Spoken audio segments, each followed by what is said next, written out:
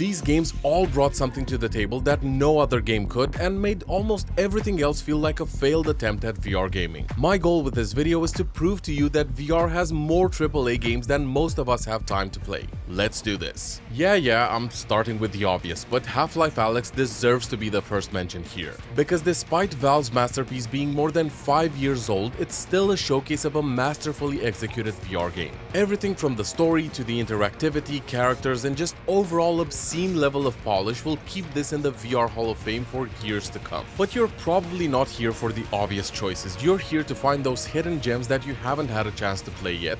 Or maybe a reminder that they exist is all you need. Asgard's Wrath is even older than the previous title, but it still holds up incredibly well. This was VR's first massive open-world game, at least from my point of view. The scale of things felt like nothing I had ever tried at the time, and after playing it again a couple of years back, that's still true to this day. It has mythology, sword combat, godlike powers, you name it. And in some ways it feels like VR's Witcher 3, although if by any chance someone from CDPR ends up seeing this, please give us native VR support in your games. Now imagine taking that massive experience, making it even bigger, even more complex, and somehow cramming it into a standalone headset. That's what Asgard's Wrath 2 pulled off. This isn't some watered-down sequel, it's over 100 hours of RPG goodness. With open-world areas, challenging dungeons, physics-driven combat, enemies that adapt to your combat style, and it runs natively on the Quest 3 and 3S. While it's an absolute miracle that it can run on a mobile chipset, I still wish Meta would have released it for PCVR2, at least at some point. But while I get their strategy, I don't quite agree with it and hope it had just been a timed exclusive rather than it never coming to other platforms. I've crammed both the first Lone Echo and the sequel into one section here because I have a hard time comparing them, because both are absolute masterpieces in both storytelling and graphics, as well as interactivity and mechanics. Zero Gravity has never felt more intuitive, and even just talking about this now makes me sad Echo Arena is gone, because it was my absolute favorite VR game ever. And yeah, I know you can still play it, but it just doesn't quite feel the same.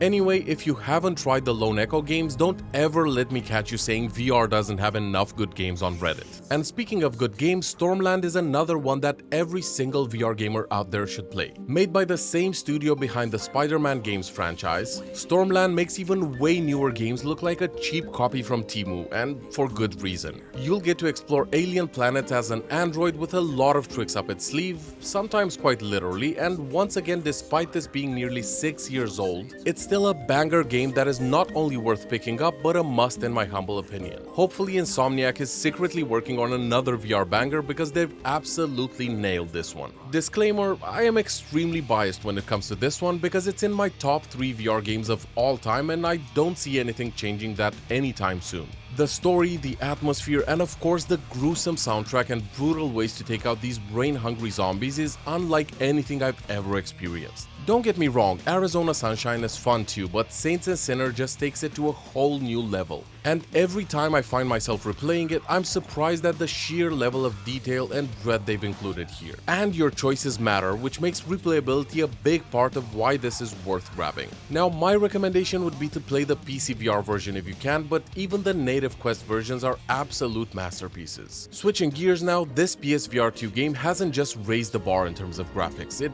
crumbled it up and threw it off a beautiful cliff. VR in 4K HDR on a $500 console was unheard of, and the game does look incredible to this day. Sadly, I can't say the mechanics or story grabbed me that much, but for its purpose of showcasing how incredible VR can look and keeping complex mechanics and motion sickness at bay for newer users, Horizon Call of the Mountain absolutely achieved all of that and much more. And the subtle haptics are just the cherry on top, which makes this my top pick for showcasing VR to noobs that still think VR is at the level of PlayStation 2 graphics. Sticking to PSVR2 masterpieces for a second here, GT7 offers peak VR racing at a fraction of the cost while maintaining the same levels of adrenaline at mind-bending speeds. Before any of you hardcore iRacing fans start throwing rocks at me, just turn your head to your $4,000 PC and understand that this gives you 70 to 80% of that experience at a third of the cost. which I'd say is a pretty darn good deal. And I love myself some hardcore iRacing on my 4090 rig, but despite that,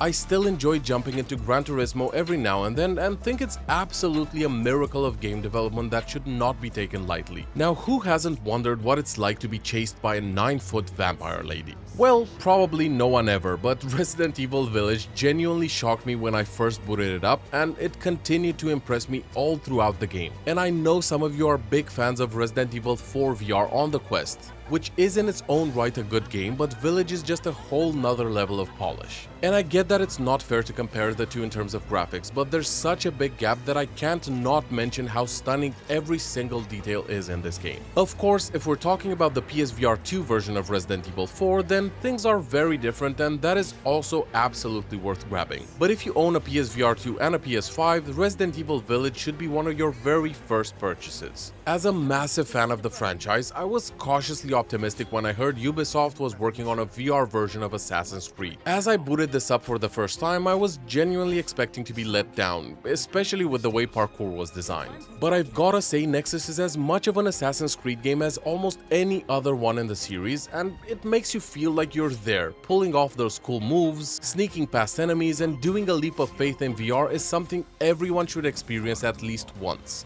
Though you're likely gonna love it so much that you'll keep doing it over and over again. Again, it's sad that this is only available on Quest, as I'm sure the graphics could have been much better on PCVR. But hey, I'll take what I can get. This one might be a bit controversial, and the community was split in half when it came out. What I can say is that it's absolutely still a AAA game, and despite the multiplayer being dead and buried before it even got a chance, the story is still totally worth the experience. It feels and plays just like you'd expect a true Medal of Honor title to be, and if single-player campaigns are your jam, you should pick this up and ignore the naysayers. It's a full World War II shooter with breathtaking moments, and it makes me sad that it's fallen through the cracks before it got a chance to shine. I sometimes sit and wonder why we don't have more superhero games in VR. But then I remember I can become Tony Stark, suit up, and feel like an absolute badass. This one's another example of a fantastic game that I think should have gotten more hype than it did. It's one of those experiences that made me feel like I was in the middle of a Marvel movie. And everything from just flying around to the combat feels like you'd expect it to. The story is not super long, but keeping in mind that it's a native Quest game, I think becoming Iron Man is still totally worth it. While this may not technically be a AAA game in the common sense, the level of physics simulation in Boneworks was absolutely unheard of at the time. Most people to this day think it's much better than the sequel, and with the news that it's now coming to native Quest,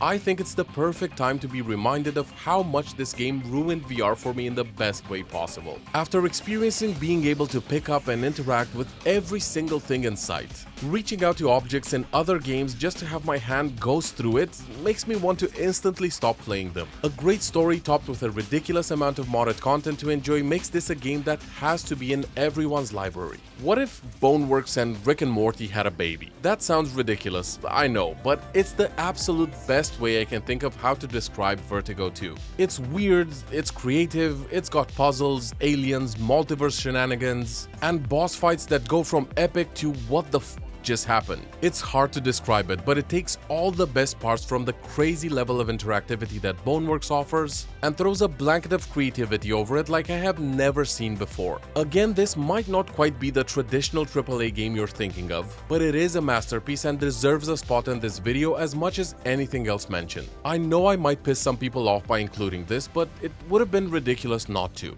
Batman Arkham Shadow should not be possible on native Quest. And yeah, I know it uses all kinds of clever tricks to achieve what is probably the best looking Quest game I've ever seen. But honestly, who cares? You're freaking Batman, everything looks fantastic, and the combat is more of a workout than any actual fitness game I've ever tried. And you can enjoy it with full wireless freedom. I cannot recommend this highly enough to anyone who owns a Quest 3 or 3S, especially since many of you might already have gotten it for free with the headset. These games didn't just raise the bar, they spoiled me beyond repair. There's plenty more where these came from, so if you think I've missed something, let me know in the comments and I'll continue the series. A like and sub would be fantastic if you've enjoyed this, and I'll catch you in the next one. Cheers guys!